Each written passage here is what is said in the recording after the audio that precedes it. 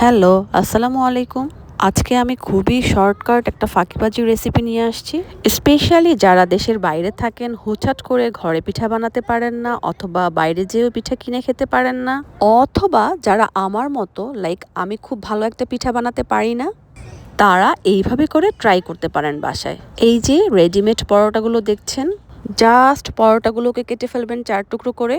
4 টুকরো করে কেটে ভিতরে নারকেলের পুর দিয়ে মনের মাধুরী মিশিয়ে আপনি আপনার ইচ্ছা মতো শেপ তৈরি করে ফেলবেন। আর এই নারকেলের পুরটা আপনি আগে থেকেই বানিয়ে ফ্রোজেন করে রাখতে পারেন।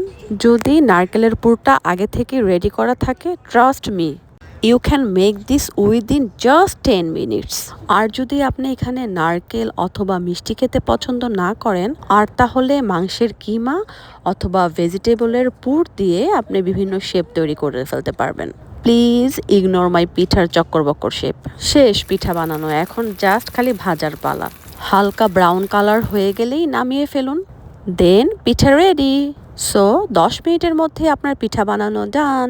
এবার মচমচে পিঠা খাওয়ার পালা। আল্লাহ হাফেজ।